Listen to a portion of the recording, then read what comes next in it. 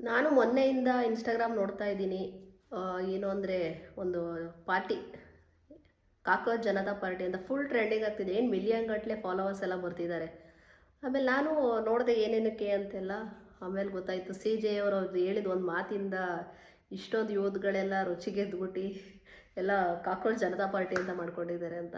Election ಬಂದಾಗ ಒಂದು ಒಳ್ಳೆ ರೀತಿಯಿಂದ ಓದಿದವ್ರಿಗೆ ಓಟ್ ಹಾಕಿದ್ರೆ ಎಷ್ಟಾಗಿರುತ್ತೆ ಜಾತಿ ಅನ್ನೋದು ಬಿಟ್ಬಿಟ್ಟು ಅಂತ ಅನ್ನಿಸ್ತು. ಬಟ್ ಎಲ್ಲ ಈ ಸೋಷಿಯಲ್ ಮೀಡ್ಯಾದಲ್ಲಿ ಎದುಳ್ತಾರೆ, ಅಲ್ಲೇ ಸುಮ್ಮನಾಗ್ತಾರೆ. ಆಮೇಲೆ ನಮ್ಮೂರು ನಮ್ಮ ಏರಿಯಾ ಅಂತ ಎಲೆಕ್ಷನಿಗೆ ಬಂದರೆ ಅವ್ರ ಜಾತಿ ಅಂತಲೇ ಎಲ್ಲ ಓಟ್ ಹಾಕೋದು.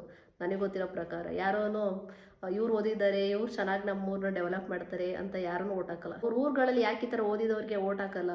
ಇದೇ $1,000,000 ಕ್ವಶನ್ನು. ಇದನ್ನು ಸೋಷಿಯಲ್ ಮೀಡ್ಯಾದಲ್ಲಿ ಯೂಸ್ ಮಾಡ್ಕೊಳ್ಳೋ ಬದಲು ನೀವು ನಿಮಗಾಗಿ ನಿಮ್ಮ ಏರಿಯಾಗಳಲ್ಲಿ, ನಿಮ್ಮ ಜಿಲ್ಲೆಗಳಲ್ಲಿ ಯೂಸ್ ಮಾಡಿಕೊಡಿ, ನಿಮ್ಮ ತಾಲೂಕುಗಳಲ್ಲಿ ತುಂಬಾ ಯೂಸ್ಫುಲ್ ಆಗುತ್ತೆ ಯೂತ್ಸು. ಅಷ್ಟೇ ಸ್ನೇಹಿತರೆ.